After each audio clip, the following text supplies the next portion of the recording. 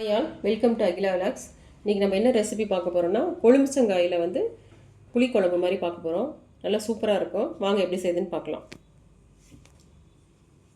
நான் ஒரு அரை கொழுமிச்சங்காய் எடுத்துக்கிறேன். நான் கொஞ்சமாக தான் செய்ய போகிறேன். உங்களுக்கு எவ்வளோ தேவையோ அவ்வளோ எடுத்துக்கோங்க.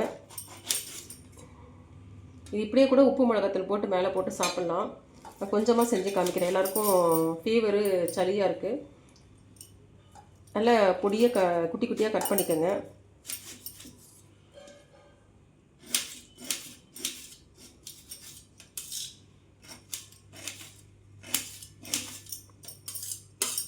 எல்லோரும் காஃபி டீலாம் குடிச்சிட்டிங்களா? டின்னர் செஞ்சிட்ருப்பீங்கன்னு நினைக்கிறேன். இந்த மாதிரி குட்டியாக நான் கட் பண்ணிவிட்டு நிறைய ஹெல்த்து பெனிஃபிட்ஸ் இதில் இருக்குது. புளி நல்லா ஒரு சின்ன எலுமிச்சம்பழம் அளவுக்கு புளி ஊற வச்சுருக்கேன். பச்சை மிளகாய் இது அவசியம் கிடையாது. ஆனால் அந்த புளி குழம்புலலாம் பச்சை மிளகாய் போட்டோம்னா நம்ம எடுத்து சாப்பிட்றதுக்கு சூப்பராக இருக்கும் இல்லைங்களா? அதனால் நான் ஒரு 2-3 பச்சை மிளகாய் போட்டுக்கிறேன். இது ஆப்ஷன் தான். இது இந்த குழம்புக்கு கட்டாயம் கிடையாது. அதே மாதிரி தக்காளி பழமும் கட்டாயம் கிடையாது. நம்ம ஒரு வாரம் 10 நாள் வெளியே வச்சுருந்து சாப்பிட்றோம் அப்படின்னா தக்காளி போட தேவையில்லை. நான் ஒரு நாளைக்கு மட்டும்தான் அப்படின்றதுனால ஒரு பெரிய பெருவெங்காயத்தை பொடியை கட் பண்ணி வச்சுருக்கேன். ஒரு ஹாஃப் தக்காளி பழத்தை பொடியை கட் பண்ணி வச்சுருக்கேன்.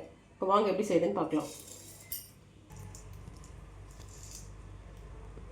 ஒரு தட்கா பேன் வச்சுட்டு ஒரு 1/4 ஸ்பூன் வெந்தயம் போட்டுக்கலாம். இது அப்படியே தாளிச்சோம்னா நல்லா இருக்காது. நம்ம அப்படியே ஃப்ரை பண்ணிவிட்டு ட்ரை ரோஸ்ட் பண்ணிவிட்டு நம்ம பவுட்ரு பண்ணிக்கலாம். பவுட்ரு பண்ணிவிட்டு நம்ம குழம்புல போட்டால் நல்லாயிருக்கும். வெந்தயம் நல்லா செவந்துருச்சு. வெந்தயம் செவக்காமல் நம்ம எடுத்துட்டோம்னா அது பொடியாகாது. இப்போ அதை மாற்றிக்கலாம். அதை இடிச்சுக்கோ. ஃபஸ்ட்டு இப்போ கடாயை வச்சுக்கலாம். ஒரு கடாயை வச்சு தேவையான அளவுக்கு எள்ளெண்ணெய் விட்டுக்கோங்க. எள்ளெண்ணெய் கூட செய்யலாம், இல்லை ஆயிலில் கூட செய்யலாம். நான் எள்ளெண்ணெய் இருந்துச்சு, அதனால் எள்ளெண்ணெய் விட்டுக்கிட்டேன்.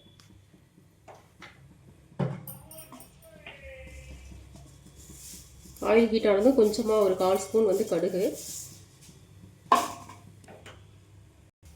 ஒரு 4 இனுக்கு கருவேப்பிலை போட்டுக்கலாம். வெங்காயம் போட்டுக்கலாம்.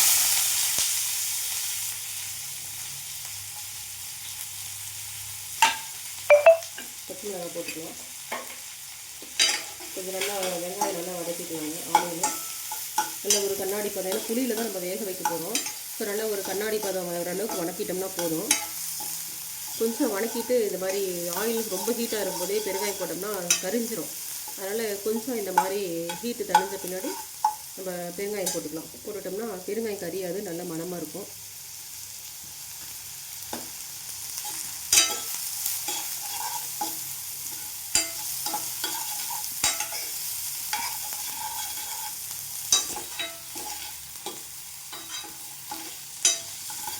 இதுக்கு பூண்டுலாம் போட தேவையில்லை.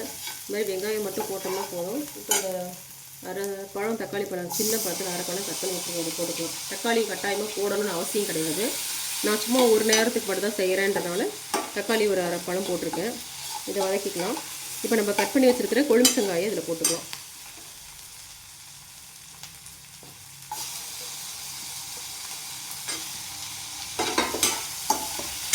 பழத்தோடு போடணும்னு அவசியம் இல்லை, தோலில் மட்டுமே கூட எடுத்து கூட செய்யலாம். சரி, நாங்கள் பழம் என்ன பண்ண போகிறோன்ட்டு அதோடய போட்டுட்டேன். இப்போ மிளகாத்தூள்லாம் மசாலா ஐட்டம்லாம் சேர்த்துக்கலாம். 3/4 ஸ்பூன் வரமிளகாத்தூள் போட்டிருக்கேன். இது தனியாத்தூள்லாம் தேவையில்லை, மிளகாத்தூளே போதும். கொஞ்சம் மஞ்சள் பொடி போட்டுக்கலாம். கொஞ்சம் கல்லுப்பு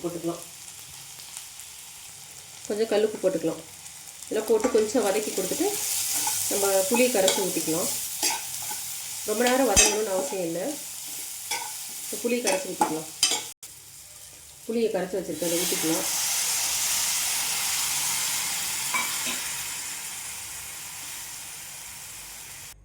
இந்த கொழுமிச்சங்காய் தோலெல்லாம் நல்லா வேகிற அளவுக்கு தண்ணி கொஞ்சம் நல்லா ஊற்றி, தோல் ஸ்கின் நல்லா திக்காக இருக்கும். அதனால் தண்ணி நல்லாவே ஊற்றி ஒரு 10 நிமிஷம் அப்படியே சிறுக தீயை சிறுக வச்சு நல்லா கொஞ்ச நேரம் வேக வைக்கலாம். வேக வச்சுட்டு நான் காமிக்கிறேன். வறுத்து பொடி பண்ணி வச்ச வெந்தய பொடி போட்டுக்கலாம். போட்டு மிக்ஸ் பண்ணி ஒரு 10 நிமிஷம் அப்படியே தீயை சிம்மில் வச்சுட்டு நம்ம நல்லா அந்த ஸ்கின்னை நல்லா வேக வச்சுக்கலாம். கொஞ்சம் உப்பு பத்தலைங்க, அதனால் கொஞ்சம் நான் உப்பு போட்டுக்கிறேன். இதில் முக்கியமான இது பார்த்திங்கன்னா ஜாகரி, வெல்லம் கொஞ்சம் போடணும். போட்டிங்கன்னா குழம்பு அப்படியே தேன் மாதிரி இருக்கும். என்னடா இனிப்பு போட்டதுனால தேன் மாதிரி இருக்குன்னு நினைக்காதீங்க, டேஸ்ட்டு அந்த மாதிரி இருக்கும். இந்த குழம்ப செஞ்சு பாருங்கள், எப்படி இருக்குன்னு சொல்லிட்டு கமெண்ட் பண்ணுங்கள். இந்த குழம்பு வந்து நல்லா அந்த கொழும்புச்சங்காயோட எசன்ஸ் எல்லாம் இறங்கி நல்லா டேஸ்ட்டு சூப்பராக இருக்கும். ஆனால் பட் வந்து இந்த ஸ்கின் இருக்குது இல்லைங்களா, கொழும்புச்சங்காயோட ஸ்கின்னு வந்து சாப்பிடும்போது கொஞ்சம் ஒரு கசப்பு இருக்க தான் செய்யும். ஆனால் நம்ம அந்த ஸ்கின் சாப்பிடணும்னு அவசியம் கிடையாது. அதோட ஃபுல்லாக எசன்ஸு டேஸ்ட்டு எல்லாமே இந்த குழம்புல வந்து இறங்கியிருக்கும். அதனால் நம்ம வந்து குழம்பு மட்டும் இது வந்து இது சாப்பிட்டா நல்லாயிருக்கும். இது வந்து தயிர் சாதத்துக்கு தொட்டுக்கலாம், இட்லிக்கு தொட்டுக்கலாம், சாப்பாட்டுக்கு பிசைஞ்சு சாப்பிட்றதுக்கு செம்மையாக இருக்கும், அல்டிமேட்டாக இருக்கும்.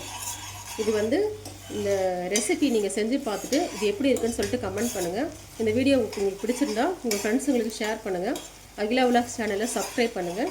தேங்க்யூ.